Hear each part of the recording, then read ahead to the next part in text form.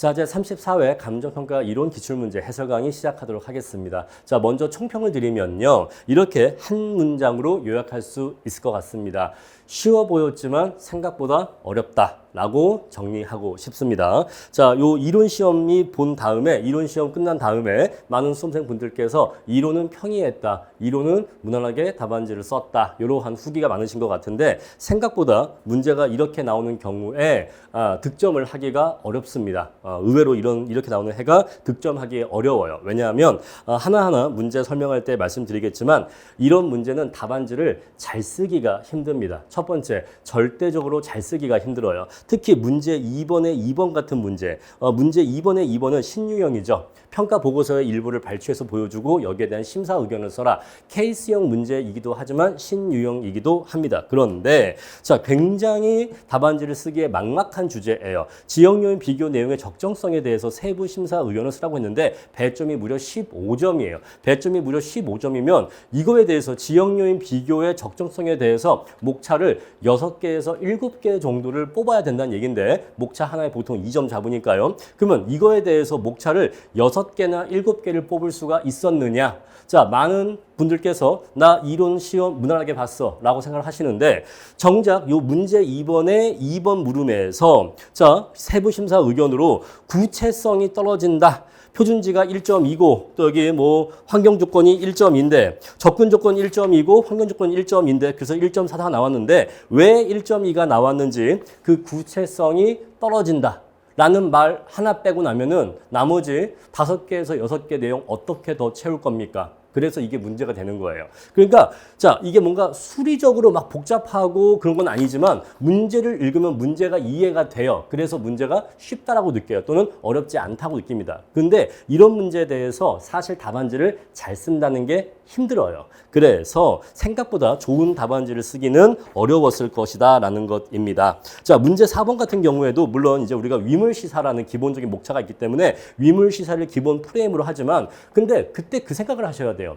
나만 위물시사로 쓰는 게 아닙니다. 분명히 다른 수험생들도 위물시사로 일단 기본 목차를 잡을 거예요. 그러면 어떻게 내가 다른 수험생보다 1점을 더 얻을 수가 있을까? 내가 약간 더 잘 쓸 수가 있을까? 그 고민을 하기 시작하면 사실 쉽지 않습니다. 아시겠죠? 그래서 자, 문제가 겉보기엔 평이해 보이지만 같은 문제, 같은 시험지로 시험을 보기 때문에 이러한 문제에서는 수험생들 간에 조금 더 잘 쓴 답안지를 쓰는 게 힘들다. 그리고 의외로 점수가 짜다라는 거 그거 말씀드리겠습니다. 자, 그래서 제가 오늘 준비한 예시답안과 강평 내용 통해서 한번 요 문제가 이런 내용이었구나, 이런 것들을 요구하는 문제였구나 한번 검토해 보시면 좋은 기회가 될 것 같습니다. 자, 본인 답안지를 한번 좀 객관적으로 이렇게 평가할 수 있는 기회가 될 것 같아요. 물론 제가 지금 드리는 저의 의견이 100% 정답은 아닙니다.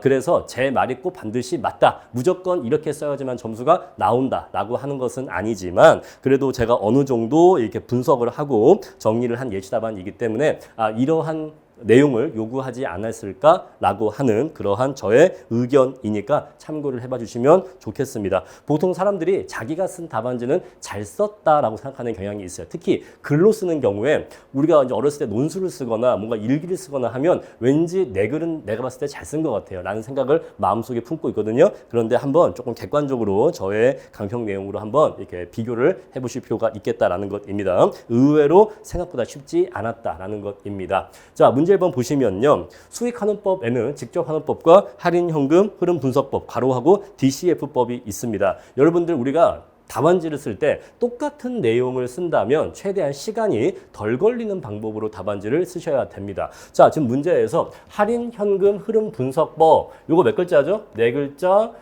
총 9글자네요. 자, DCF법 몇 글자죠? 요거 4글자. 사실은 영어기 때문에 더 빨리 쓸 수가 있죠. 사실상 3글자에 가까운데. 자, 이렇게 쓰나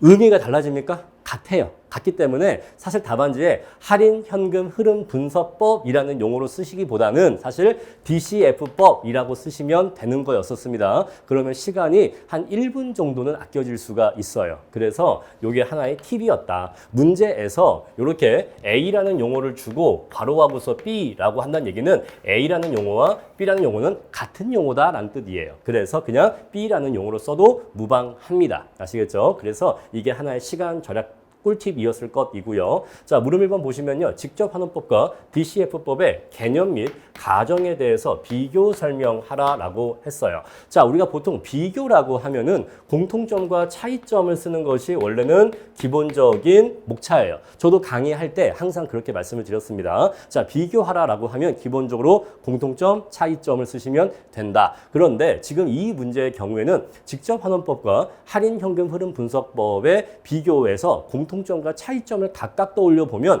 차이점이 많이 생각나지 공통점은 별로 생각이 나지를 않아요. 자, 공통점으로 제가 이제 수험생 분들이 이렇게 목차 쓴 거, 내용 쓴 거 좀 보내주신 거 받아보면은 양자 모두 뭐 수익성에 기초한다 또는 미래 수익의 현가합으로 뭐 가치를 구한다 뭐 다 맞는 얘기입니다. 그리고 그런 것도 있더라고요. 여기서 자, 투하 자본의 인식 및 처리 방법이 다르잖아요. 다른데 공통점이 뭐냐면 투하 자본 회수를 한다라는 공통점이 있대. 여러분 보세요. 투하 자본 회수의 인식 및 처리 방법에 대해서 물어보고 있는데 공통점으로 여기도 이제 비교가 있죠. 여기 비교에 공통점의 내용으로 직접환원법이나 할인현금 흐름 분석법이나 양자 모두 공통적으로 투하 자본을 회수한다라는 공통점이 있대. 또는 투하 자본 회수를 고려한다는 공통점이 있대. 이거 틀린 말입니까? 틀린 말은 아닙니다. 그죠? 투하자본 둘 다 해요. 다만 어떻게 인식하고 처리하느냐 그 차이점 물어보고 있는 건데 그런데 투하자본 회수를 한다 또는 투하자본 회수를 고려한다라는 공통점이 있다라는 말은 사실 설명력은 떨어지는 말이에요. 제가 보통 얘기하는 0칼로리 답안지란 말입니다. 그래서 저는 예시 답안을 원래 비교라고 하면 원칙적으로 공통점 차이점으로 목차를 잡아야 되는데 우리 기출 문제를 보면은 출제위원들께서도 비교하라라고 요구는 하지만 실질적인 그 내용은 차이점에 대해서 쓰라고 요구하는 경우가 많아요. 그래서 저는 실질적인 내용에 입각해서 공통점은 목차를 잡지 않고 차이점의 내용만 썼습니다. 우리 그래서 비교라는 목차를 잡기는 잡았는데 비교라는 목차 안에 차이점만 적었어요. 그러니까 뭔 소린가 하니 우리가 보통 원래 원칙은 비교하라라고 하면은 요 밑에 이제 공통점 쓰고 2번에 차이점 이렇게 쓰잖아요. 그런데 저는 어떻게 썼냐면 공통점이 사실상 별로 쓸 게 없기 때문에 차이점이 쓸 게 많기 때문에 자, 비교하라라고 하고서는 1번 이러한 내용, 2번 이러한 내용, 3번 이런 내용 이렇게 썼는데 이 내용들이 사실은 다 뭐다? 차이점에 대한 내용을 썼다라는 것이에요. 그래서 문제가 요구하는 비교하라라고 하는 형식은 유지하면서 형식은 비교하라라고 유지하면서 사실상 내용은 차이점 위주로 썼다라는 얘기입니다. 자, 저는 이렇게 써도 괜찮을 거라고 생각합니다. 아시겠죠? 물론 여기에 대해서 이견은 있어요. 왜냐하면 비교하는 기본적으로 공통점 차이점이기 때문에 공통점 목자가 필요하다라는 의견도 존재할 수 있는데 역시 그것도 일리가 있습니다. 일리가 있지만 저는 차이점 위주로 썼다라는 거 말씀드릴게요. 자, 물음 2번은요. 직접환원법과 할인현금 흐름 분석법, 죄송해요. DCF법인데 앞으로 얘를 DCF법이라고 읽을게요. 투하자본 회수의 인식 및 처리 방법에 대해서 비교 설명하라라고 요구했고 자, 세 번째는 한계에 대해서 설명을 하고 이를 극복하는 측면에서 확률적 할인현금 흐름 분석법에 대해 설명하시라고 했어요. 자, 제가 늘 말씀드렸습니다만 우리가 어떤 용어를 쓸 때에는 출제자가 주고 있는 용어를 쓰는 것이 원칙이에요. 그러니까 우리가 원래는 동적 DCF법이라는 말을 많이 썼죠.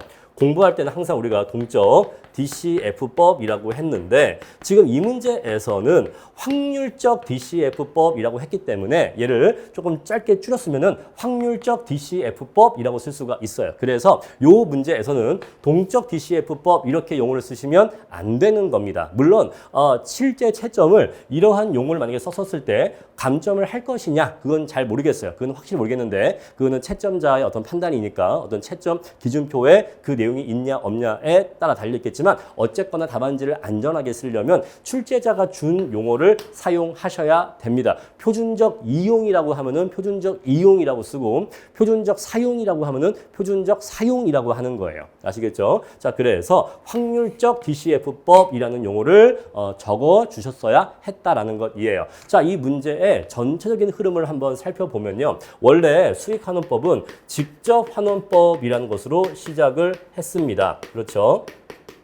원래 직접환원법으로 시작을 했어요. 근데 직접환원법이라고 하는 것은요, 부동산을 물리적 대상으로 바라보는 전제가 깔려 있어요. 자, 왜냐하면 토지와 건물로 나눴을 때 토지는 비상각 자산이지만 건물은 상각 자산이기 때문에 이 상각되는 건물에 대해서 자본 회수를 고려해야 되는 거예요. 그래서 직접환원법에서는 자본 회수율을 이용해서 보유 기간 동안 매기 순영업소득의 일정 부분을 떼어서 자본 회수를 하는 겁니다. 그래서 얘는 부동산을 물리적인 측면에서 바라보는 거예요. 물리적인 측면에서 상각 자산이냐 비상각 자산이냐로 구분한 거예요. 이해하시겠죠? 자, 그런데 이러한 관점이 이론적으로 옳지가 않죠. 왜냐하면 부동산은 물리적인 대상으로 파악하기보다는 경제적인 대상으로 파악하는 것이 더 적합하거든요. 자, 그래서 DCF법이라는 것이 나왔어요. 자, DCF법은요, 부동산을 경제적인 대상으로 파악합니다. 자, 그래서 부동산이 상각자산이냐 비상각이냐 이걸로 따지는 게 아니라 그래서 기초 가격과 기말 가격을 비교해서 기말 가격은 올라갈 수도 있고 보합일 수도 있고 내려갈 수도 있어. 자, 건물의 가격도 상각자산인 건물의 가치도 기간 말에는 기초보다 올라 있을 수 있단 말입니다. 상각자산이어도 가치는 올라갈 수 있다는 거예요. 자, 그래서 우리가 압구정동 현대아파트 예를 들면은 그 낡은 아파트이지만은 시간이 지남에 따라 집값은 계속 올라갑니다. 예전에 뭐 10억이었던 게 지금은 20억, 30억. 그 오래된 아파트가 계속 가치가 올라가요. 물론 땅값이 주로 올라가는 것이긴 한데 예를 들어서 요새와 같이 건축비가 이렇게 인플레이션에 의해서 건축비가 많이 상승하는 경우에는 건물의 가격도 올라가게 됩니다. 그래서 상각자산이라고 해도 가치가 올라갈 수가 있다는 거죠. 그리고 전형적인 투자자들은 부동산을 전 내용수 동안 보유하지 않고 전형적인 보유기간 동안 보유하다가 매도하더라 이 얘기예요. 그래서 재매도를 통해서 자본을 회수한다. 이렇게 해서 이제 수익환원법의 이론이 발전한 거잖아요. 자, 그런데 문제가 뭐냐면 부동산의 경제 가치를 그러면 이렇게 보세요. 자, 그럼 기간 말에 재매도 가치를 구해야 될 거 아니겠습니까? 근데 이 기간 말에 재매도 가치를 구해야 되는데 이게 뭐 5년 뒤, 뭐 6년 뒤에 가치를 구하는 거잖아요. 또는 그 시점 이후 더 먼 미래까지 이제 장래를 예상하는 건데, 근데 문제가 뭐냐면 점차 경제가 복잡해지면서 경제 구조가 복잡화되고 세계화가 진행되면서 우리나라에는 별일이 없어도 다른 나라에 뭔가 일이 생기면 그 여파가 국내까지 미친단 말입니다. 자, 이런 식으로 시장의 불확실성이 커진 거죠. 자, 시장의 불확실성이 커진 겁니다. 불확실성이 커진 거예요. 그래서 기존에 단 하나의 시나리오에 의했던 DCF법으로는 부동산의 경제 가치를 정확하게 파악하는 것에 한계가 발생하게 된 거예요. 시장에 존재하는 이 불확실성을 가치 평가에 반영할 필요성이 생긴 거죠. 그래서 확률적 DCF법이라고 하는 것이 이제 도입되는 단계에 이르게 된 겁니다. 이해하시겠죠? 그래서 이 문제 1번에 전체적으로 흐르고 있는 논리의 흐름 또는 논점의 흐름이 이렇게 이어진다라는 것이에요. 자, 그러면 여기까지가 이제 본문이죠. 여기까지가 본문이에요. 자, 본문에서 이렇게 왔으면 이제 마지막 결이 와야 되는데 그러면 결은 다음번 넥스트 레벨로 가야 되죠. 자, 그래서 이러이러한 시대적 상황, 시대적 변화 때문에 확률적 DCF법에 대한 도입 필요성이 높아진 거예요. 높아진 거죠. 그런데 우리가 지금 이거를 쓸 수 있나요? 못 써요. 왜 못 쓰죠? 이거를 쓰기 위한 데이터베이스나 이런 평가 기법의 구축이나 개발이 안 되어 있거든요. 그래서 여기에서 관련 문제로서 자료라든가 평가 기법의 개발 이런 것들이 아직 미비하다. 그러니까 이런 것들을 앞으로 개발시켜야 된다라는 이 관련 문제로 마무리를 지으시면 되는 겁니다. 자, 그래서 이 문제를 단순하게 직접환원법과 DCF법의 비교 문제구나 라고만 그냥 요 양자의 비교 문제만 생각하시면 논점을 부분적으로 이해하신 거예요. 논점을 부분적으로 이해하신 거고 물음 1번부터 2번, 3번까지 쭉 흘러가는 흐름이 이렇게 흘러간다는 거죠. 아시겠죠? 그래서 자, 부동산을 물리적으로 파악하다가 이제는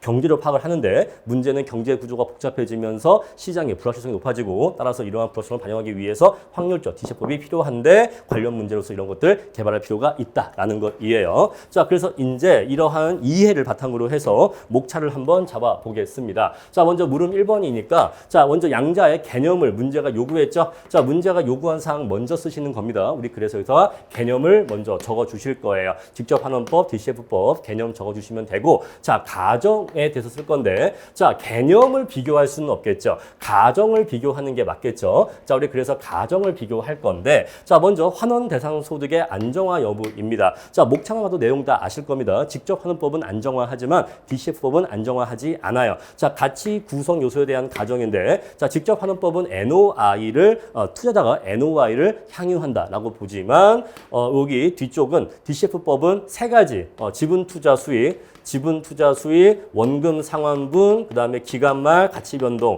이것을 향유한다라는 이러한 가정의 차이, 그 다음에 보유기간의 차이, 전 내용 연수, 전형적인 보유기간, 그리고 저당 조건과 세금의 고려 여부인데 자, 지금 우리 실무 기준에서 정의하고 있는 직접환원법은 뒤에 나오지만 전통적 직접환원법과 그런 다음에 토지, 건물, 자녀환원법까지만 직접환원법으로 보고 있어요. 그래서 자, 그 관점에서는 저당이라든가 세금은 고려하지 않는 단계예요. 따라서 저당과 세금을 직접환원법은 고려하지 않지만 DCF법은 고려하고 있다. 자, 평가 대상에 대한 가정, 얘는 부동산을 물리적 관점에서 고찰하기 때문에 상각, 비상각으로 나누지만 여기 DCF법은 부동산을 경제적인 대상으로 고찰을 해서 기간말 가치 변동을 고려한다. 그러한 얘기를 여기다가 적어주시면 되는 겁니다. 아시겠죠? 자, 이렇게 해서 첫 번째 물음 1번에 대한 목차를 이렇게 잡을 수가 있었고요.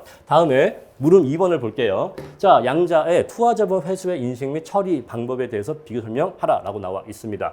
자, 투하자본 회수의 인식. 자, 직접환원법은 상각자산의 가치 상각으로서 인식을 해요. 아, 쟤는 건물은 상각자산이니까 내가 보유하는 동안에 저 상각자산의 가치가 상각되는 것만큼을 자본 회수분으로 따로 떼어야지라고 인식한단 말입니다. 그런데 DCF법은 부동산의 가치 변동으로 인식을 해요. 그래서 투하자본 회수는 내가 애초에 투자한 자본보다 더 클 수도 있고 작을 수도 있다. 이렇게 인식이 다르고요. 자, 그래서 처리 방법은요. 직접환원법은 이 세 가지 방법을 메인으로 쓰시면 됩니다. 다만 여기에 직접법이라는 목차를 쓸 수도 있고 써서 나쁜 건 없어요. 아시겠죠? 그래서 직접법 목차도 들어와 주면 더 좋다라는 거 말씀드리겠습니다. 그래서 직접법이라고 하는 것도 자본 회수를 하지 않는 것, 토지와 같이 비상각 자산으로만 이루어져 있는 경우에는 자본 회수를 하지 않죠. 그래서 직접환원법이 여기에 직접법이 들어와도 괜찮다라는 것이고요. 자, DCF법은 이미 여기에서 투하자본 회수를 기간 말 재매도를 통해서 한다라고 이미 얘기했기 때문에 이미 여기에서 재매도를 통해서 투하자본 회수를 한다라고 얘기했기 때문에 그 말을 여기서 또 쓰면 같은 말 중복이 돼요. 그래서 조금 더 디테일하게 구체적으로 내부 추계법과 외부 추계법으로서 기간말 재매도 가치를 구한다. 그런 얘기를 적어주시면 무난하게 쓰실 수가 있습니다. 자, 이제 3번인데 자, DCF법의 한계에 대해서 얘기하라고 했고 이것을 극복하는 측면에서 확률적 DCF법 얘기하라고 했어요. 자, 제가 기본 강의에서 동적 DCF법 강의를 할 때 불확실성이라는 요소를 굉장히 강조해서 강의를 했었습니다. 불확실성이 굉장히 중요한 키워드예요. 그래서 불확실성 반영에 한계가 있다. 단 한 개의 시나리오에 근거해서 가치를 구하기 때문에 단 하나의 평가 결과만이 도출될 뿐이죠. 바로 그것이 점 추정치입니다. 하나의 수치가 나온다 이 얘기예요. 그죠? 그래서 자, 불확실성 반영하지 못하고 그래서 평가 가액도 점 추정치로 구해질 수밖에 없는 거죠. 그런데 우리가 구하는 시장 가치는 확률적 개념이란 말입니다. 그래서 우리가 구하는 시장 가치의 확률적 개념에 부합하지를 못해요. 그죠? 그래서 여기에 이러한 한계를 확률적 DCF법이 극복할 수 있는데 자, 얘 먼저 개념 적어주고요. 그런 다음에 얘는 불확실성을 반영할 수 있다. 얘는 여러 가지 상황을 다 반영할 수 있다. 라고 적어주시고 있고 그래서 이걸 반영해서 평가를 하면은 평가 결과도 이런 식으로 확률 분포로 제시가 된다는 거죠. 확률 분포가 제시되기 때문에 뭐 중앙값, 최빈치 이런 것들의 다양한 정보를 제공할 수가 있어서 시장 가치의 그러한 최빈치 개념에 더 부합하는 평가 결과를 낼 수가 있다. 자, 그래서 이것이 굉장히 좋은데 우리는 아직 미비한 점이 있기 때문에 관련 문제로서 이러이러한 문제점을 해결해야 된다. 이렇게 논리의 흐름을 이어가시면 됩니다. 자, 그리고 지금 수험생들 사이에서 설왕설래 되고 있는 게 뭐냐면 요 확률적 DCF법의 내용에다가 실물 옵션의 내용을 쓰는 것이 맞냐 틀리냐 논쟁이 있는 것 같은데 제가 정리를 해드리면 물론 저도 절대적인 정답에 대해서는 저도 알지는 못해요. 채점 기준표를 제가 보지는 못했으니까. 근데 제가 수험생이라면 저는 실물 옵션 얘기는 쓰지 않겠습니다. 왜 쓰지 않겠냐면 자, 우리가 항상 뭔가를 쓸까 말까 고민할 때는 배점을 보시고 판단하셔야 돼요. 자, 배점 몇 점이에요? 배점 10점이에요. 자, 10점인데 요구사항 2개입니다. 자, 할인현금 흐름분석법의 한계점 설명하고 이를 극복하는 방법에 대해서 설명하래요. 그러면 얘 5점, 얘 5점인데 서하고 결 배점 빼면은 사실상 얘 4점, 얘 4점입니다. 그러면 사실 목차 두 개 쓰면 끝이거든요. 그래서 지금 이렇게 쓴 것도 이미 사실상 배점을 오버하는 거예요. 지금 이렇게 쓴 것도 배점을 오버하는 건데 지금 이렇게 써도 확률적 DCF법을 충분히 설명하지 못하는데 여기다가 실물 옵션에 대한 내용을 쓴다? 저는 이거는 논점이 이걸 쓸 자리가 없다라고 생각을 합니다. 아시겠죠? 자, 그래서 물음 3번에서 제가 수험생이라면 실물 옵션에 대한 문제도 아니거니와 실물 옵션을 물어보는 문제로 보이지도 아니하거니와 배점도 매우 부족하기 때문에 그런 얘기는 쓸 자리가 없을 것으로 판단한다라는 것이 저의 의견입니다. 아시겠죠? 자, 하나의 참고 사항으로 이해해 주시고요. 자, 이렇게 해서 이제 목차를 이렇게 잡았다라는 거 보여드리고 구체적으로 제가 실제 그 답안지 형식으로 문장을 다 채워왔거든요. 같이 이거 보시면서 보겠습니다. 자, 먼저 수익하는 법이란 이런 것이다라고 해서 수익하는 법의 의의를 먼저 적었습니다. 아무래도 전체 논점이 수익하는 법에 대한 문제인데 수익하는 법에 대한 의의를 쓸 자리가 없기 때문에 서에서 먼저 시작했어요. 자, 그리고 수익하는 법은 수익상의 사고방식, 미래수익의 현가압으로 가치를 구하라고 하는 기본 내용을 일단 깔았습니다. 자, 40점짜리 1번 문제이기 때문에 처음에 서에서 두 문장 정도로 기본 개념과 기본적인 서술을 까는 건 괜찮다, 적당하다라고 생각을 합니다. 자, 그런데 다만 보유기간, 환원 대상 소득, 자본 회수의 인식 및 처리 방법 등에 따라서 두 가지 방법으로 구분된다는 거죠. 자, 수익하는 법은 이런 것인데 이러이러한 차이점들로 인해서 직접 하는 법과 DCF법으로 구분된다라고 적었고요. 자, 이렇게 해서 본격적인 물음에 들어가고 있습니다. 자, 과거 직접 하는 법의 이론적 한계를 극복하고자 DCF법이 도입되었으나 이러한 DCF법이 최근 부동산 시장의 불확실성이 커지고 있는 상황을 제대로 반영하지 못한다는 한계점이 노출되어서 이를 극복하기 위한 확률적 DCF법이 논의되고 있는 바 이와 관련 내용 검토하겠다라고 해서 아까 제가 말씀드린 전체 논점의 흐름을 연결해서 설을 적었습니다. 자, 전체적으로 이 문제는 논리가 논점이 이렇게 구성되어 있어, 이렇게 흘러가 라고 하는 것을 서에서 드러내었다라는 거 말씀드리고요. 자, 여러분 제가 좀 감기에 걸려서 좀 코가 막히고 목이 좀 안 좋은 점 좀 양해를 구하겠습니다. 자, 물을 좀 보겠습니다. 자, 직접 하는법과 DCF법 의의 적어줬고요. 그런 다음에 가정의 비교, 아까 다 드린 말씀 그 내용 그대로입니다. 자, 특별히 설명드릴 말씀은 없고 그 내용 그대로 적어줬어요. 자, 투하자본 회수의 인식인데 자, 직접 하는법은 물리적 측면에 입각해서 토지와 같은 비상각 자산은 자본 회수가 불필요하다고 보지만 건물과 같은 상각 자산은 시간이 지남에 따라 가치가 하락하므로 매기 순 영업소득에서 자본 회수가 필요하다고 본다. 이렇게 인식한다. 이 얘기인데 자, 많은 분들이 여기에다 답안지를 쓰실 때 자, 부동산의 가치가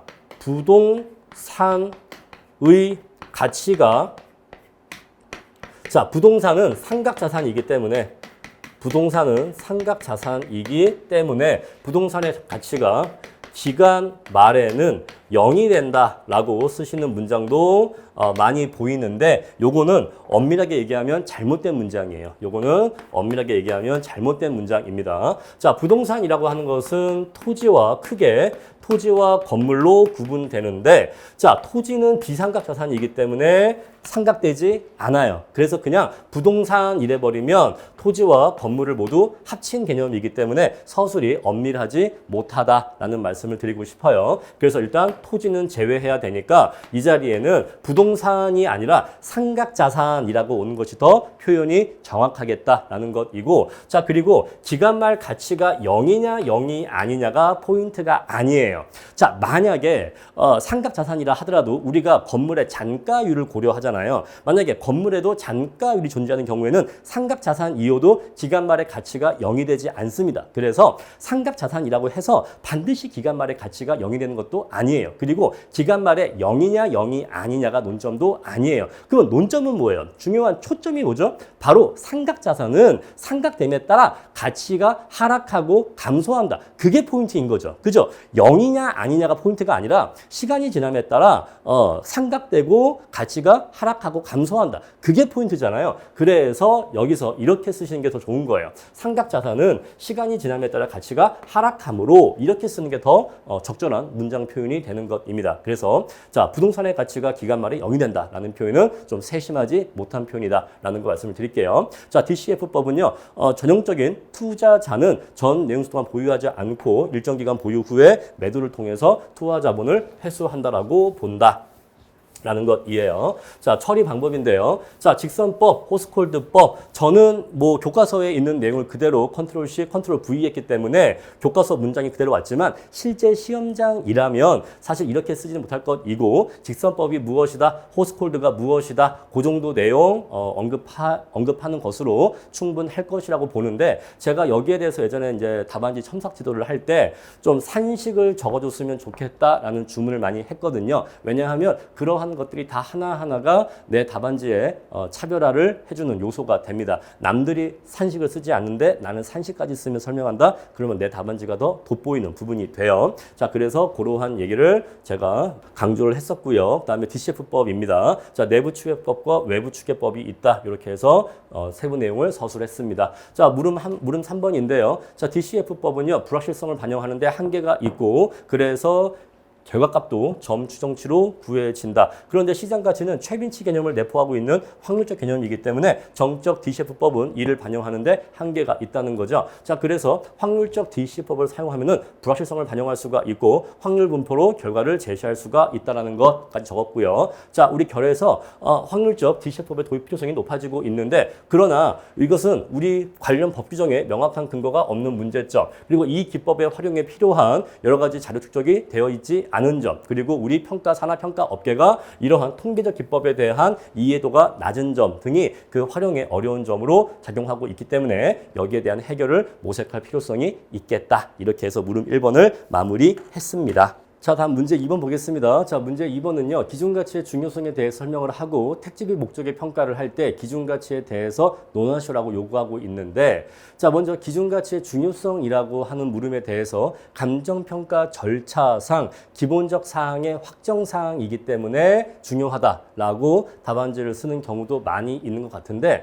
자, 그러한 절차적인 내용보다는 실질적인 의미에서 감정평가를 할 때 내가 지금 구하는 가치가 뭐다. 자, 기준가치가 A가 있고 B가 있고 C가 있는데 나는 지금 이 중에서 B라고 하는 가치를 구하고 있는 거다라고 하는 것을 확정하는 게 왜 중요한지에 대해서 실질적인 내용을 적어주는 게 더 좋지 않을까라는 게 저의 의견이고요. 자, 다음에 두 번째, 택지비 목적의 감정평가의 기준가치는 시장가치냐 시장가치 외의 가치냐에 대해서 각각의 견해, 입장을 적어주시면 됩니다. 자, 이런 것들은 논하시오기 때문에 정답이 있는 건 아니에요. 물론 이 관련 자료에 의하면 시장가치 외의 가치라는 의견이 있긴 한데 그렇다고 해서 시장가치라는 의견이 아예 틀린 것도 아닙니다. 그래서 여기 기준가치에 대해서 시장가치로 결론을 내렸느냐 아니면 시장가치 외의 가치로 결론을 내렸느냐에 따라서 그 결론에 의해서는 점수 차이가 없을 거고 자, 시장가치로 보는 견해의 근거 그리고 시장가치 외의 가치로 보는 견해의 근거를 얼마나 충실하게 적어줬느냐에 따라서 점수차가 갈리게 달라지게 될 겁니다. 자, 결론보다는 과정이 득점에서 중요한 요소가 될 것입니다. 자, 먼저 기준가치라고 하는 것은 이런 것이다 라고 개념 적어주고, 중요성은 일단 가치 다원론은 나와줘야 돼요. 자, 부동산은 하나의 부동산이라고 해도 평가 목적이나 평가 조건에 따라서 다양한 가치를 구할 수 있는 그러한 가치 다원론이 있기 때문에 여러 개의 가치가 존재할 수 있기 때문에 그 중에서 내가 지금 평가하고 있는 가치가 어떤 가치인지를 확정할 필요가 있다는 것이죠. 자, 그리고 요 자료, 요 2번 목차가 아마 좀 다른 어떤 자료나 이런 데에서 찾기 어려우실 수 있는데, 자, 내가 어떤 가치를 구하느냐에 따라서 자료의 활용 및 평가 방법의 적용이 달라지게 됩니다. 요건 이따가 예시답안과 함께 말씀드리도록 할게요. 그리고 내가 어떤 가치를 구하느냐를 정확하게 확정하는 것이 평가를 정확하게 할 수 있고, 또 평가사의 책임 소재와 관련해서 평가의 안전성을 기할 수가 있어요.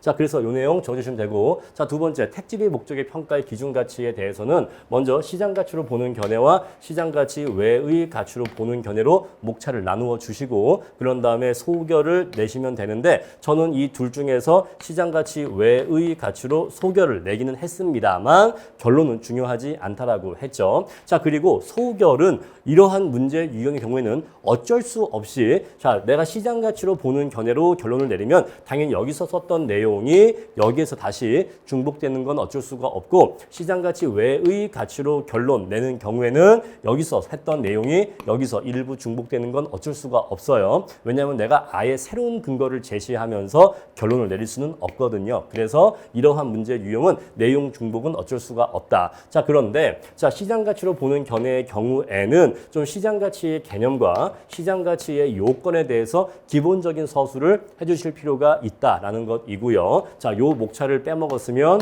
감점이 될 거다라고 생각을 하고요. 자, 시장 가치로 보는 견해, 외의 가치로 보는 견해 각각의 근거를 적어주시면 됩니다. 일단 목차 분석 이렇게 하고요. 자, 원래 물음 2로 넘어가야 되는데 요 문제는 물음 1과 물음 2의 논리적 연관성이 별로 없어요. 그래서 요건 바로 물음 1번부터 예시답안을 보도록 하겠습니다. 자, 요거는 이따가 보기로 하고요.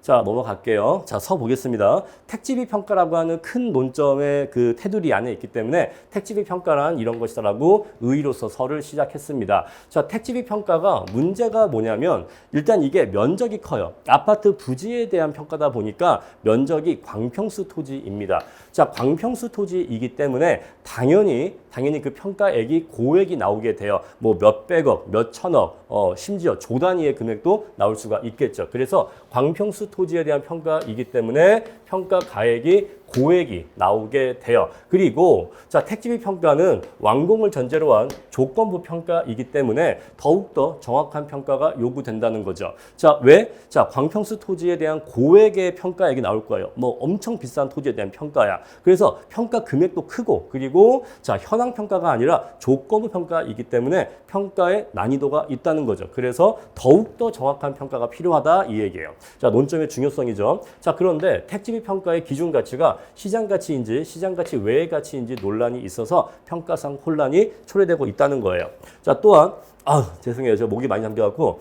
자, 광평수 토지이기 때문에 지역 요인, 개별 요인 시 작은 격차율의 차이로도 평가액에 큰 차이가 발생하기 때문에 구체적인 격차율 산출 근거가 제시되어야 한다. 그런데 실무적으로는 추상적으로 처리된 경우가 있다. 이게 지금 물음 2에 대한 얘기죠. 자, 우리가 면적이 크단 말입니다. 면적이 커요. 면적이 크니까 여기다가 자, 격차율이 약간만 차이 나도, 격차율이 뭐 지역 요인이든 개별 요인이든 간에 격차율이 1%만 차이가 나도 요걸 곱해버리면 평가액의 차이가 뭐 수십억, 수백억도 날 수가 있다는 말입니다. 그러니까 1%의 차이가 몇십억에서 몇백억의 차이를 발생시킬 수 있다 보니까 더욱더 세심한, 더 세밀하고 정확한 격차율의 산정이 필요하다 이 얘기예요. 자, 이렇게 해서 논점 2의 중요성까지 연결을 해 주셔야 되는 겁니다. 그러니까 단순하게 지역 요인 격차율이 잘못 산정된 것 같은데 그냥 그게 아니라 왜 택지비 평가에서 지역 요인 격차율을 정확하게 산정할 필요성이 있는지에 대해서 적어주시면 이 친구는 이 논점을 이해하고 있구나. 내가 이 문제를 왜 냈는지 이 논점의 중요성을 이해하고 있구나라는 것을 보여주실 수가 있겠죠. 자, 따라서 정확한 택지비 평가를 위해서 관련 내용에 대해서 검토를 하겠다라는 것입니다.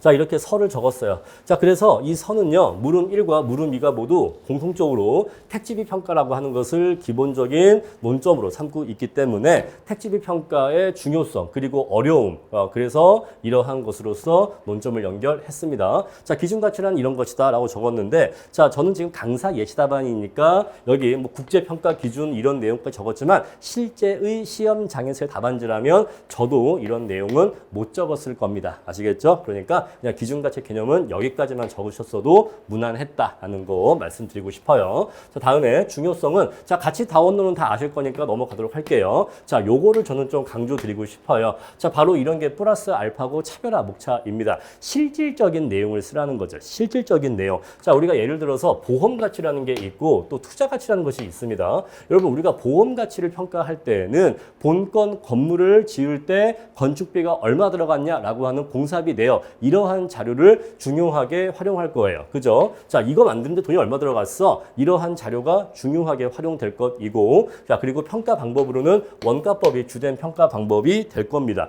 그런데 동일한 부동산이라 해도 그 부동산을 투자 가치로 평가하는 경우에는 그 부동산이 과거에 이걸 만들 때, 이걸 지을 때 돈이 얼마가 들어갔어 하는 그런 비용 내역보다는 그래서 이게 지금 얼마의 수익과 얼마의 비용을 창출하고 있어 라고 하는 수익과 비용 자료, 그리고 시장 분석 자료 이런 것들이 중요한 자료로 활용될 것이고, 그리고 평가 방법은 수익환원법이 주된 평가 방법이 될 거예요. 자, 이처럼 동일한 부동산인데 이 부동산을 보험 가치로 평가할 때와 투자 가치로 평가할 때 중요하게 활용되는 자료 그리고 주된 평가 방법이 달라진단 말입니다. 자, 이처럼 기준 가치를 무엇을 잡느냐, 어떤 가치를 평가하느냐에 따라서 어떠한 자료를 활용해서 어떠한 평가 방법으로 평가할 것이냐라는 내용이 달라진다는 거예요. 근데 이러한 내용은 사실 수험생분들이 적기는 좀 어려웠을 거다라고 생각을 합니다.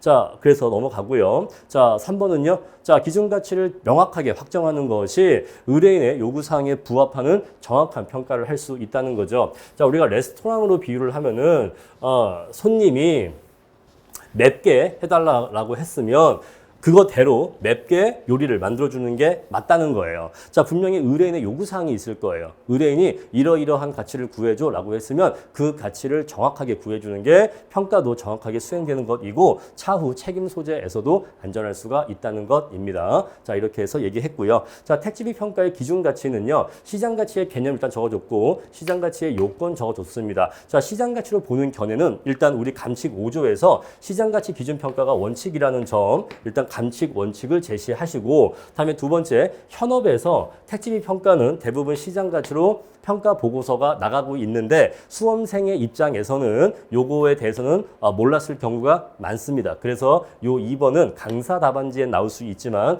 현실적으로 수험생 답안지에는 나오기 어려웠을 거다라는 것이고, 다음에 세 번째, 자, 공시지가 기준법으로 평가하는데 그 밖의 요인 보정을 통해서 시세를 반영한다는 점에서 시장 가치로 보는 견해죠. 그래서 우리가 이렇게 평가하지만 이거는 시장 가치를 구하는 거야 라고 이제 보는 것입니다. 자, 그런데 시장 가치 외의 가치로 보는 견해도 있겠죠. 자, 우리 그래서 근거를 한번 생각을 해보자고요. 자, 우리가 이 택지비 평가라고 하는 것은 분양가 상한제라는 그러한 제도 하에서 택지비 가치를 구하는 건데, 분양가 상한제라고 하는 것은 아파트의 일반 분양가를 억제하고자, 통제하고자 하는, 아파트의 가격을 이렇게 하방 압력으로 짓누르고자 하는 정책 목적이 있거든요. 그래서 분양가 통제의 방법으로서 행해지는 정책적, 행정적 목적의 감정평가라는 점, 그리고 감정평가 3방법을 이용해서 가치 삼면성을 모두 고려해서 합리성을 검토하는 게 아니라 오로지 원가법만으로만 합리성을 검토, 한정하였다는 점. 자, 그래서 우리가 이론적인 가치 삼면성이 모두 반영되는 게 아니라는 점. 자, 다음에 아파트의 완공을 전제로 한 조건부 평가라는 점. 그런데 사실 요 세 번째 내용은 사실 엄밀하게 얘기하면 시장가치 외의 가치로 보는 견해의 근거가 될 수는 없어요. 왜냐하면 조건부 평가를 했다라고 해서 시장가치 외의 가치가 구해지는 건 아닙니다. 그래서 조건부 평가 여부와 시장가치냐 시장가치 외의 가치냐는 사실 무관한 얘기예요. 무관한 얘기이기 때문에 사실은 근거가 될 수 없는데 답안지에 뭐라도 더 채워 넣는 것이 더 낫다라고 판단하기 때문에 제가 수험생이라면 저는 요 3번 내용을 쓸 겁니다. 아시겠죠? 그래서 자, 일단 조건부 평가, 뭔가 좀 특수한 평가라는 점을 좀 강조한 거예요. 그러니까 이론적으로 엄밀하지는 않지만 그래도 이거는 현황 평가는 아니잖아. 이것은 아직 완공되지도 않은 아파트 단지를 완공되었다라고 하고 평가하는 거잖아. 그러니까 뭔가 조금 특수성, 뭔가 좀 차이점이 있지 않아? 라고 얘기하는 거라서 이론적으로 완벽하진 않지만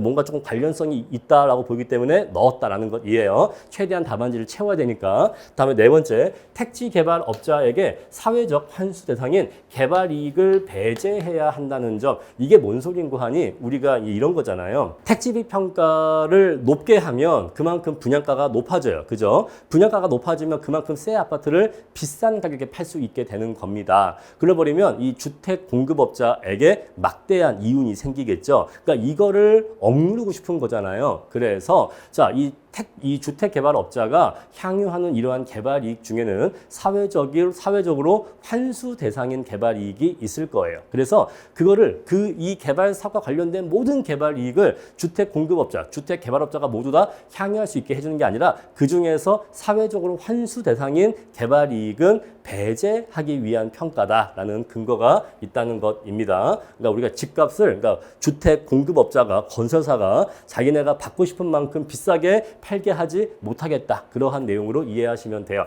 자, 그래서 택지 평가는 시장가치 외의 가치로 보는 견해다라는 것이에요. 자, 그래서 결론을 내렸는데 저는 일단 시장가치 외의 가치로 결론을 내렸습니다. 자, 택지 평가는 분양가 상한제 하에서 아파트의 신규 분양가를 통제하여서 부동산 가격의 안정을 의도하고자 하는 정책적 행정적 목적의 평가라는 점. 자, 그리고 공시지가 기준법에 의한 시상가격의 합리성을 원가법에 의해서만 검토하는 방식으로 그 평가 방법이 어떻게 평가하라고 법에서 정해져 있는 법정 평가라는 점. 자, 사회적 환수 대상인 개발이익을 배제한다는 점에서 시장가치 외의 가치로 보는 것이 타당하다고 본다라고 결론 내렸는데, 자, 이게 중요한 게 아니라 위에 두 가지 근거가 중요한 것이다. 그리고 요거는 내용 중복이 어느 정도 발생할 수밖에 없다라는 거 이미 말씀을 드렸죠. 자, 이렇게 해서 물음 1번 해결했고요. 다시 이제 물음 2번 들어가겠습니다. 자, 감정평가사 갑은요, 협회가 설치 운영하는 심사위원회 심사위원인데, 여러분들 지금은 수험생이시지만은 나중에 여러분들이 한 10년 정도 지나시잖아요.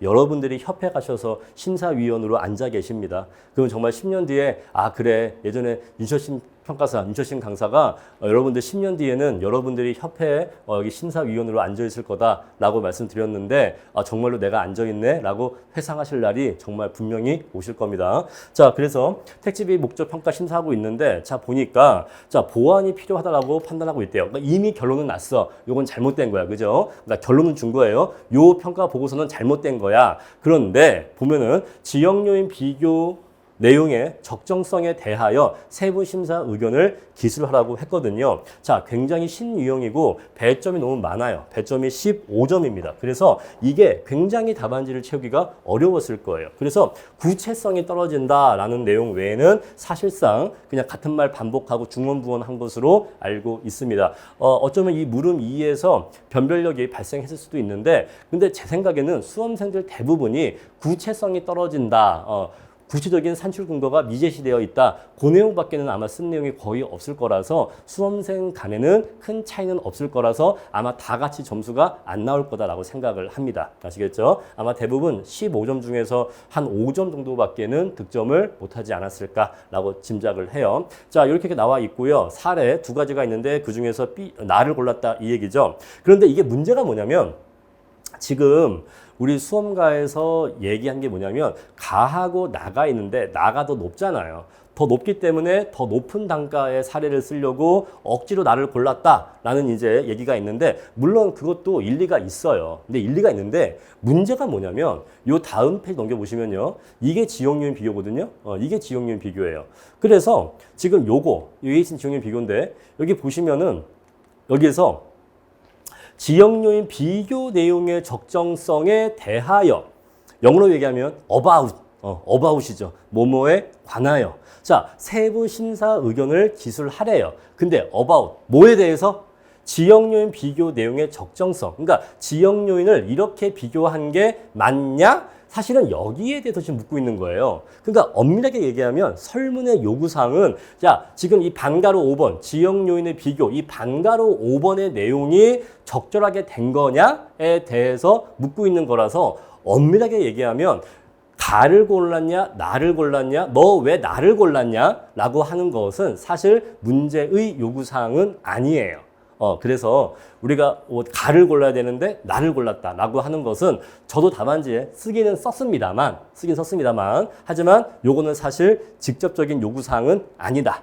그래서 가를 골랐냐 나를 골랐냐 여기에 대해서 뭘 막 쓰는 건 사실 득점에 별 도움은 안 됐을 거다라고 생각을 합니다. 자, 주된 포인트는 이 지역요인 비교에 대해서 얘기를 했었어야 돼요. 자, 우리 그래서 이거를 어떻게 이제 목차를 뽑을 거냐면요. 먼저 지역요인 비교의 개념 및 필요성을 일단 기본 내용을 적어줬습니다. 지역요인 비교란 이런 것이고 왜 필요하다라고 적어줬고요. 기본 내용 깔았고 그런 다음에 지역요인 비교의 방법을 적어줬어요. 자, 이 비역요인 비교의 방법, 요 1번하고 2번 목차는요, 지역요인 비교와 관련된 요거는 기본적인 내용이기는 합니다. 요거는 기본적인 내용이기는 한데 사실은 이 지역요인 비교의 방법이 이하 나오는 요 내용과 연결이 돼요.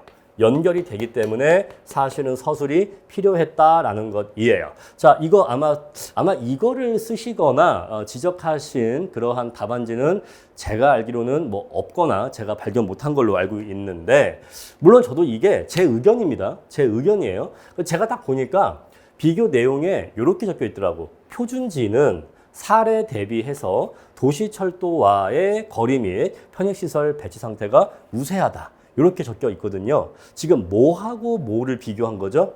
표준지하고 사례를 비교했다 이 얘기예요. 사례 나겠죠? 사례 나.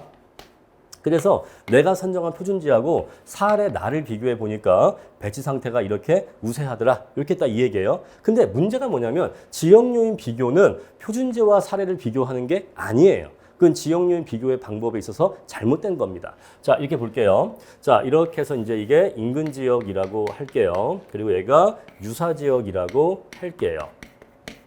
자, 그러면 인근 지역 안에 본건이 있겠죠? 그리고 인근 지역 안에 표준지가 있을 겁니다. 표준지라고 할게요. 자, 그리고 인근 지역 안에는 이 인근 지역을 대표하는 표준적인 획지가 있을 거예요. 표준적인 획지. 얘를 표준적 획지라고 할게요. 얘는 L, A라고 할게요. 자, 그리고 유사지역이 있는데 역시 유사지역에도 유사지역을 대표하는 표준적인 획지가 있을 겁니다. 역시 여기도 유사지역에 표준적인 획지가 있을 거예요. 근데 사례가 유사지역에 있다라고 치면은 자, 여기 사례는 여기 이렇게 있었겠죠? 자, 지금 여기 비교 내용 보시면은 표준지는 사례 대비라고 했기 때문에 지금 지역요인 비교를 어떻게 했냐면 지금 요 비교 내용은요.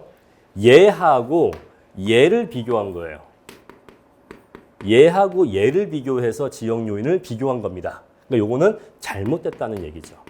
자, 지역요인 비교는 어떻게 하는 것이냐면 인근 지역 내의 표준적인 획지와 유사 지역의 표준적인 획지를 이렇게 비교하는 거예요. 사실 이거는 감정평가 실무나 감정평가 이론 기본 강의 초반에 공부할 때 아마 그 수업을 듣거나 공부를 한 내용일 겁니다. 그래서 인근 지역의 표준적인 획지와 유사 지역의 표준적 획지, 얘와 얘를 비교해서 비교를 해야 되는 거거든요. 그러니까 이게 맞는 거예요. 이게 맞는 건데 지금 이 비교 내용을 보니까 표준지와 사례를 비교했잖아요. 지금 이렇게 했잖아요. 요거는 잘못이다.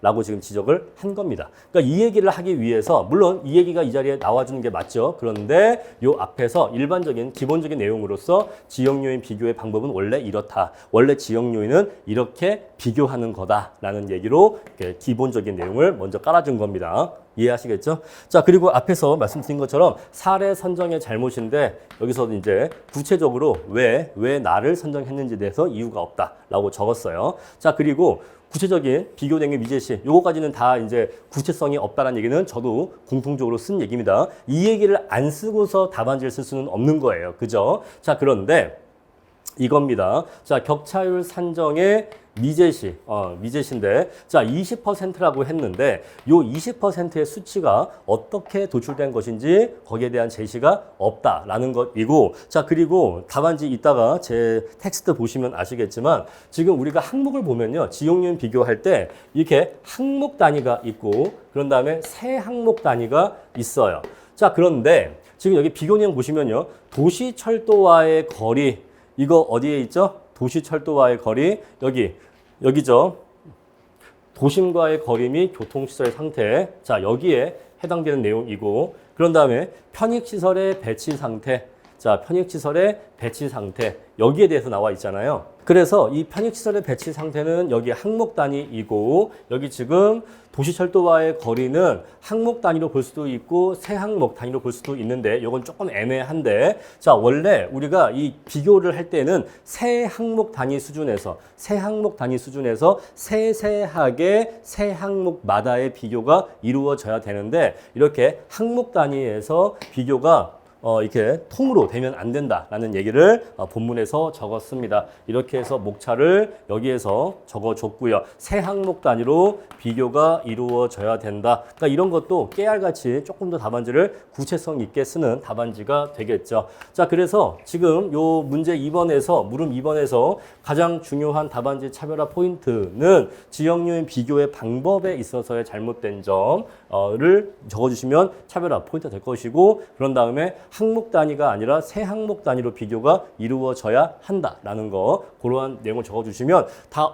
비슷하게 쓰는 과정에서 조금 더 이렇게 구체적인 돋보이는 답안지를 쓰실 수가 있을 겁니다. 자, 그럼 이제 요거 예시답안 같이 보도록 할게요. 자, 물음 2번 보겠습니다. 자, 지역요인 비교의 개념 및 필요성 적어줬고요. 지역요인 비교의 방법. 자, 비교 표준지가 있는 지역의 표준적인 획지의 최유 이용과 대상 토지가 있는 지역의 표준적인 획지의 최유 이용을 판정 비교하여 산정한 격차율로 적용하되, 자, 이렇게 해서 비교해야 된다라고 나와 있는데, 지금 요 문제의 경우에는 요 내용을 갖다가 쓴다면은 인근 지역의 표준적인 획지의 최유효 이용과 유사 지역의 표준적인 획지의 최유효 이용을 비교해서 지역요인 비교를 해야 된다. 이렇게 쓰시면 되겠죠.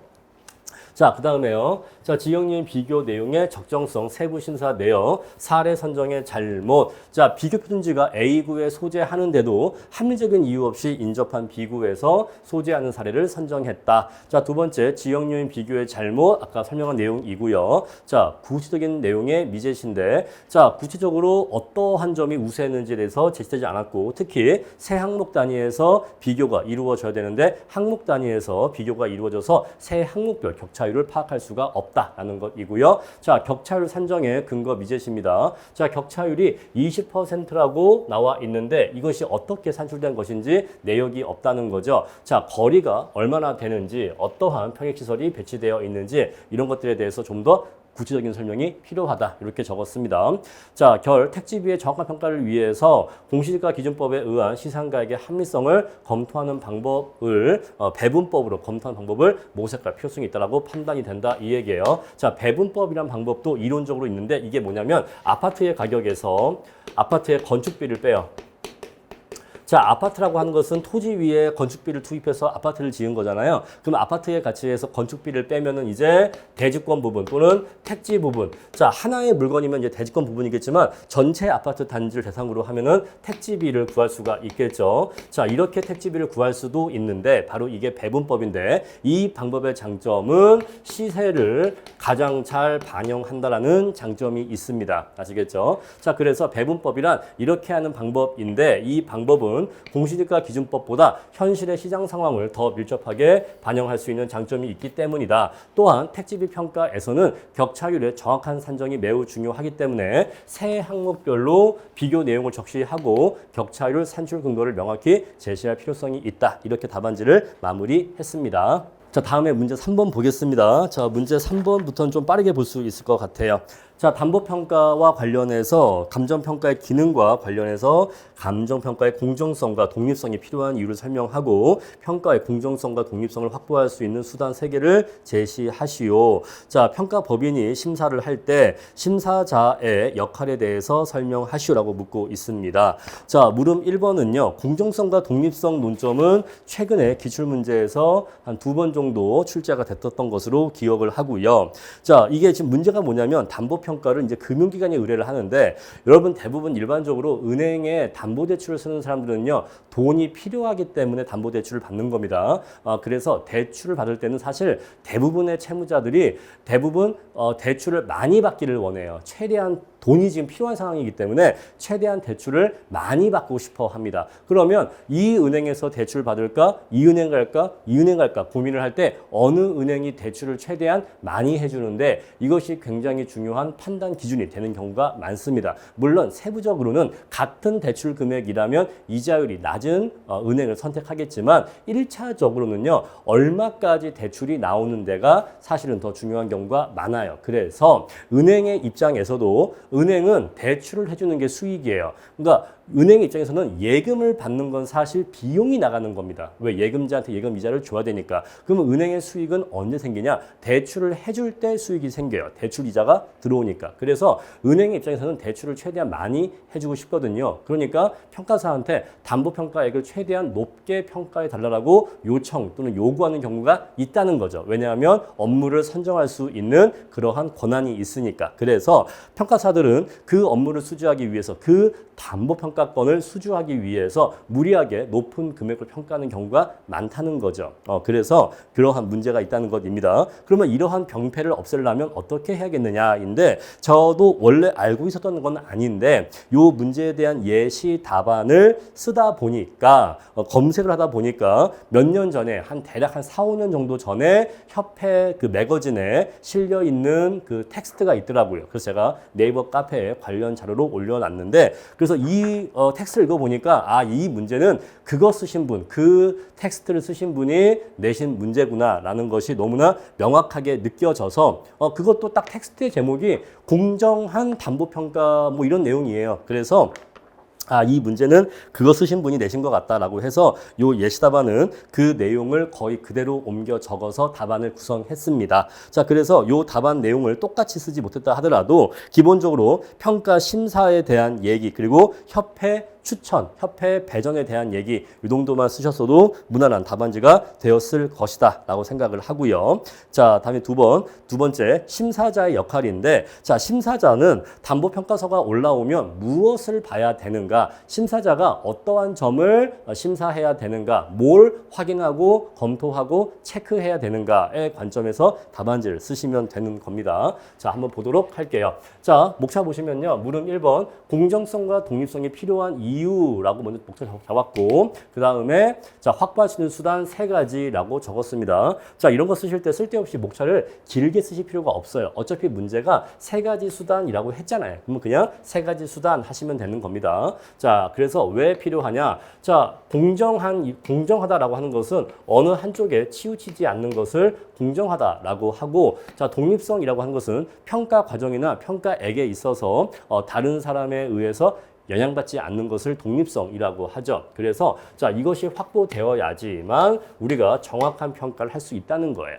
은행에서 그 업무를 배정해주는 또는 그 담보평가 의뢰인이 담당자가 좀 높게 해달라라고 요구해버리면 평가사의 입장에서는 정확한 가치를 구하기보다는 고가 평가를 하게 될 유인이 높다는 거죠. 그래서 공정성과 독립성이 확보되어야지만 정확하게 평가를 할 수가 있고 또 우리가 이렇게 고가 평가를 하게 되면은 적정한 가치가 이건 이렇게 고가 평가를 해버리면은 결국 그 대출이 부실해지기 때문에 대출 건전성에 부실이 발생하게 돼요. 따라서 정확하게 평가해서 이러한 부실을 방지해야 된다는 것이죠. 자, 3가지 수단은요. 먼저 자 이렇게 은행에 의해서 평가법인이 선정되면 안 된다는 거예요. 그러면 이것 때문에 평가법인들이 그 금융기관의 무리한 요구를 거절할 수 없게 된다는 거죠. 왜냐하면 영업처니까. 그래서 차라리 협회를 통해서 업무를 배정받자라는 것입니다. 자, 그런데 협회를 통해서 업무를 각 평가법인에 배정을 해주면 그렇게 작성된 평가 보고서가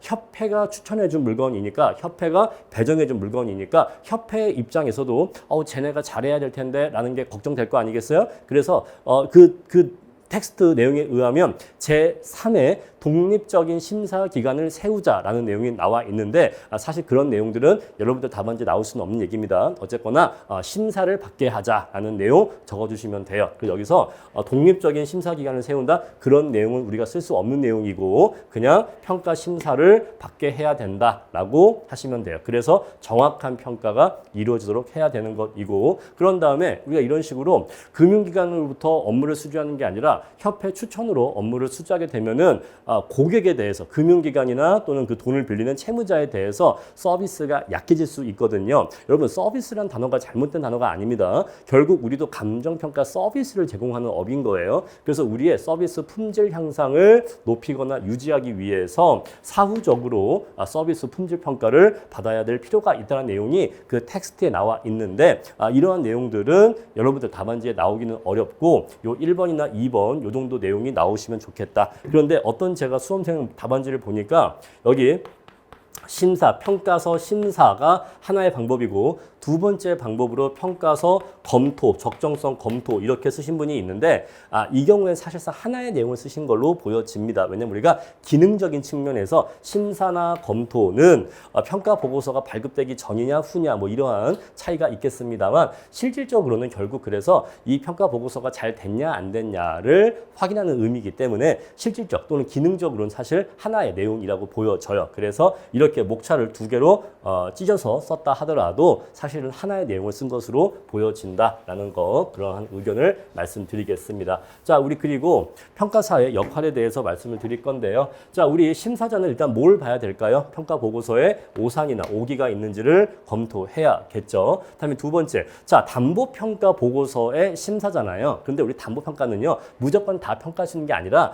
애초에 담보로 잡을 수 없는 물건들이 있습니다. 우리 그래서 담보 적격성이라는 게 있어요. 애초에 담보로 잡을 수 없는 물건들이 있기 때문에 지금 이 평가 대상 물건이 담보로 잡을 수 있는 물건인가, 즉 담보 적격성에 대한 확인도 필요하다는 거죠. 그리고 자, 이 평가 보고서에 나오는 평가액인데 이 평가액이 담보물의 경제 가치를 적절하게 잘 반영하고 있는가, 요건 당연히 확인을 해줘야겠죠. 자, 그리고 평가 의견의 적절성인데 이거는요, 자, 이러한 평가액을 도출하는 과정에서 자료의 활용이나 어떤 평가 논리 이런 것들이 합리적으로 적용이 됐느냐라는 것이고, 자, 우리 그리고 담보평가는 기본적으로 금융기관과의 협약을 바탕으로 해서 평가가 이루어집니다. 어쨌거나 의뢰인은 금융기관이잖아요. 그래서 금융기관과 평가법인이 맺은 업무 협약이 있어요. 자, 어떠한 물건은 어떻게 처리한다, 이런 경우는 이렇게 처리한다, 이렇게 협약이 있기 때문에, 근데 이 협약 내용은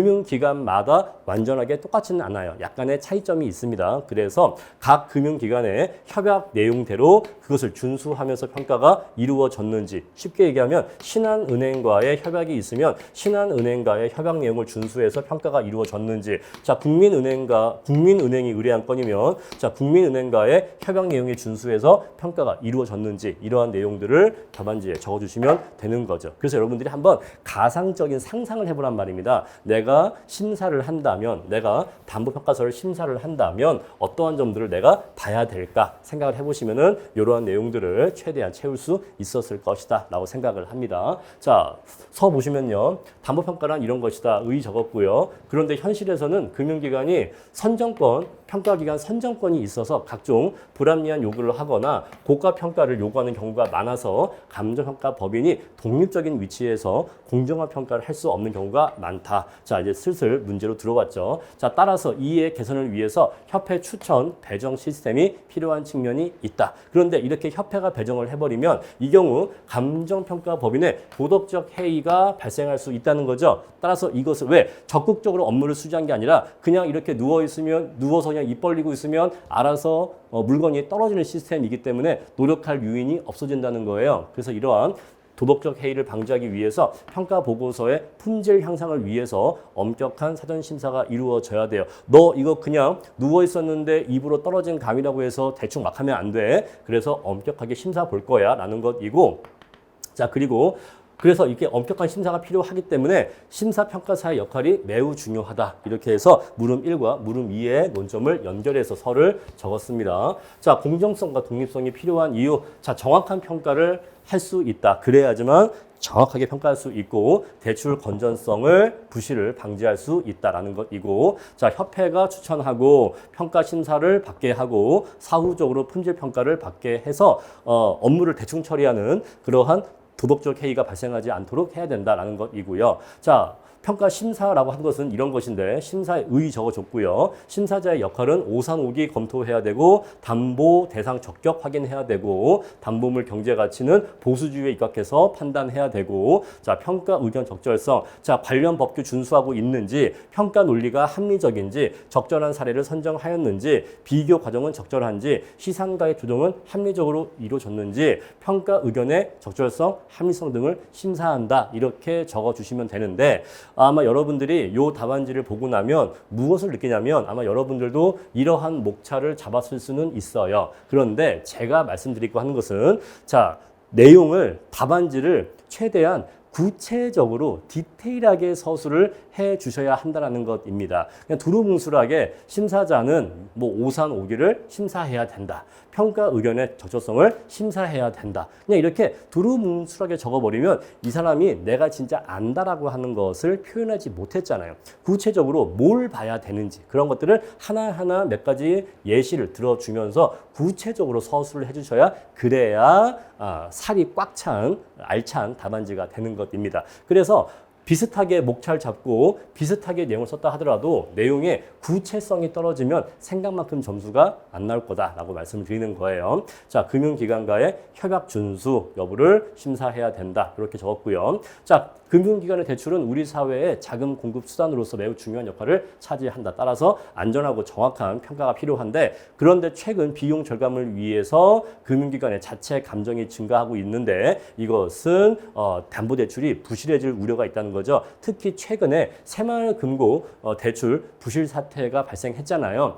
막 엉망인 거죠. 막 새마을금고 막 그냥. 그래서 새마을금고 부실 사태에서 보듯이 금융기관의 자체 감정을 규제하고 전문적인 평가 기관을 통해서 공정하고 독립적인 평가를 받도록 해야 된다라고 결론을 지었습니다. 이렇게 최근 이슈까지 적어주시면 약간의 더 플러스 알파가 될 것이다라고 봅니다. 자, 문제 4번을 볼게요. 자, 다세대 주택의 거래 사례 수집 요건인데, 자, 이거는 기본적으로 위물 시사로 목차 잡으시면 됩니다. 그런데 우리가 그냥 주택도 아니고 딱 다세대 주택을 콕 집어서 얘기했거든요. 왜 그러냐면요. 저도 법원 경매를 평가하지만 아파트 물건이 들어올 때보다 다세대가 들어오면 일이 오래 걸립니다.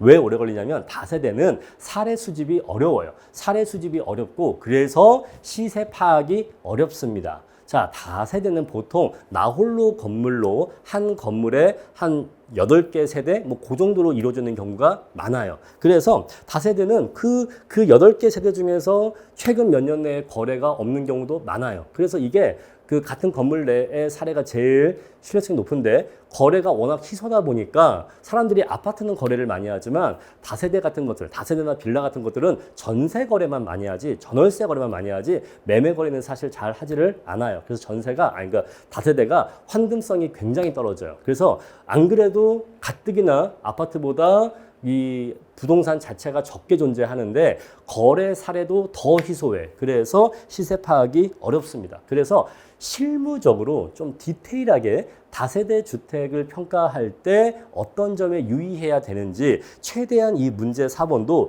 그냥 우리가 추상적인 우리가 실무 처음 공부할 때 사례 선택 기준은 위물시사다. 아, 그래. 위치적, 물적, 뭐 시점 수정, 사정 보정 그건 당연한 얘기고 이 답안지는 어떻게 하면 조금 더 현업적으로 실무적인 관점에서 디테일하게 유의사항을 쓸 수 있는지가 득점의 포인트가 될 것입니다. 자, 내용 볼게요. 최근 전세 사기와 관련해서 최근 시사 이슈죠. 자, 다세대 주택의 정확한 평가에 중요성이 대두되고 있다. 자, 이것은 구분 건물로서 거사비가 주된 평가 방법이기 때문에 그래서 적절한 사례 선택이 중요하다. 그냥 무작정 사례 선택이 아니라 얘는 구분 건물이니까 거사비가 주된 평가 방법이라서 적절한 사례 선택이 중요하다. 그러나 다세대 주택은 소규모 나홀로 건물이 많아서 거래 사례 수집이 어려운 점, 그리고 물건마다 개별성이 큰 점. 왜냐하면 각각의 건축주마다 자기 취향대로 건물을 짓잖아요. 근데 아파트는 딱 그 단지가 똑같은 설계에 의해서 지어지는데, 근데 이게 단지 안에 1000세대, 3000세대 이렇게 있는데 다세대는 그 건물마다 건물주의 취향대로 건물을 짓습니다. 그래서 개별성이 커. 그래서 적절한 사례를 수집하기 어려운 바 관련 내용에 대해서 검토가 필요하다라고 적었어요. 자, 위치적 유사성. 인근 지역이나 유사 지역 내에 소재해야 되는데 다만 다세대 주택은 거래 사례가 희소하기 때문에 사례 수집 범위가 넓어질 수 있다는 점을 고려해야 된다. 자, 지금 말은 고려해야 된다라고 했지만 왜? 설문의 표현이 고려사항이기 때문에 고려라고 했지만 실질적인 의미는 유의사항입니다. 아시겠죠? 특별히 이러한 점에 유의해야 된다. 그러니까 여러분들도 시험에서 고려할 사항이라고 하면은 그것의 실질적인 의미는 유의사항의 의미로 쓰시면 돼요. 자, 물적 유사성입니다. 자, 신축과 구축 간의 가격 격차가 존재한다는 점. 자, 두 번째, 연립주택이나 주거용 오피스텔과는 물적, 법적 차이가 존재하기 때문에 가급적 사례로 선정해서는 안 된다는 거죠. 다음에 최상층은 복층 구조로 이용될 수 있는 경우가 많아요. 그러니까 다세대나 빌라의 경우에는 최상층에 이렇게 최상층 집이 복층으로 되어 있는 경우가 많습니다. 그래서 그런 것들까지 유의해야 돼요. 단순하게 그냥 뭐 4층이구나 하고 그냥 넘어가시면 안 돼요. 그 4층이 최상층인 경우에는 그 안에 내부 공간은 복층일 수도 있습니다. 가급적 이 다세대나 빌라가 들어오면 최상층의 경우에는 외부 관측을 해봐서 복층 구조가 절대로 될 수 없으면 그냥 복층 구조 의심 안 하셔도 되는데 뭔가 위에 좀 이렇게 높은 것 같아라고 하면은 꼭 내부 확인을 가급적 하시는 것이 안전해요. 자, 그리고 불법 중축한 베란다는 실내 공간으로 인정되지 않아요. 자, 다세대의 경우에 이런 게 많죠. 뭐냐면 이제 올라가면서 이렇게 면적이 좁아지잖아요. 그럼 이제 여기를 이렇게 샤시조, 보통은 이제 여기를 샌드위치 판넬조나 또는 샤시조 같은 걸로 이렇게 내어서 여기를 뭐 창고 같은 걸로 쓰는 경우가 많아요. 그래서 이렇게 건물을 실내 공간을 더 확장해서 내어 쓰는 경우가 많은데 요거는 실내 공간으로 인정되지 않습니다. 그래서 요거는 이렇게 이행강제금과 같은 행정조치의 대상이 될 수 있기 때문에 이거에 대해서는 실내 면적으로 인정하면 안 된다는 점. 자, 그 외에 엘리베이터가 있냐 없냐, 주차를 얼마나 될 수가 있냐, 전면 도로 조건, 또 그 집의 인테리어 여부 이런 것들이 물적 유사성을 결정하기 때문에 이런 것들을 고려해서 사례를 선정해야 된다는 것이고, 자, 시점 수정은 자, 가급적 최근에 거래가 이루어진 사례를 수집해야 되는데 현실적으로 이 적절한 시점 수정치 자료가 없기 때문에 아파트 매매 가격 지수나 이거 오타네요. 다세대 주택 매매 가격 지수를 사용할 수 있다. 근데 이러한 이 가격 지수가 이 다세대 주택의 현실적인 가격 변동과는 괴리가 매우 크기 때문에 좀 문제가 있다 그 얘기죠. 자, 사정 보정. 자, 이런 것들은 사정이 개입되어 있을 수 있으니까 이런 것들은 가급적 선정하지 않거나 사정이 보정이 가능해야 된다라는 것입니다. 자, 지금 2차 시험이 치러진 지 이미 벌써 한 4일 정도가 지났기 때문에 제가 너무 예시답안과 이 해설 강의가 업로드가 늦어져서 좀 몸이 좋지 않은데도, 목 상태가 좋지 않은데도 급하게 강의를 찍어서 올렸습니다. 그래서 강의의 퀄리티가 좀 좋지 않은 점 양해를 구하겠고요. 자, 이 34회 기출문제 해설 강의는 차후에 정규 강의 커리큘럼에 이제 포함을 시켜서 이제는 얘도 이제 기출문제가 된 거죠. 그래서 얘도 이제 기출문제 강의에 포함시켜서 해당 강의에서 조금 더 깔끔하게 정리를 해서 더 제대로 강의를 차후에 할 것이고, 요 기출문제 해설 강의는 며칠 정도만 업로드 이렇게 공개한 상태에서 며칠 후에는 내리도록 하겠습니다. 여러분들 2차 시험이 어쨌거나 이미 끝났습니다. 이미 끝났기 때문에 내가 시험장에서 뭐를 썼다 못 썼다 물론 이게 아쉬운 마음과 후회와 그런 것들이 되게 마음을 괴롭게 할 거예요. 그리고 3개월 뒤에 있을 발표에서 붙었을지 떨어졌을지 전혀 지금 뭐 종잡을 수 없는 상태라서 굉장히 좀 마음이 붕 뜬 상태일 것 같습니다. 그런데 요 시간 3개월도 사실은 되게 소중한 시간이거든요. 요 3개월을 그냥 이렇게 방황하시면서 어영부영 보내시기보다는 공부를 하시거나, 그러니까 본인이 명백하게 실력이 부족해서 오래 안 됐다라고 딱 판단이 되시는 경우에는 공부를 딱 마음 잡고 그냥 바로 시작하시고, 될 것 같은데 라는 희망이 있으시거나 아니면 이미 이렇게 연차가 충분히 있으셔서 좀 다른 일도 좀 하셔야 되는 경우에는 요 3개월의 시간을 허송세월 하지 마시고 뭐라도 하셨으면 좋겠습니다. 아시겠죠? 뭐라도 하셨으면 좋겠다. 그런 말씀을 드리고 싶습니다. 자, 그래서 부족한 강의 수강해 주셔서 감사하고 기출문제 해설 강의는 여기서 마치도록 하겠습니다.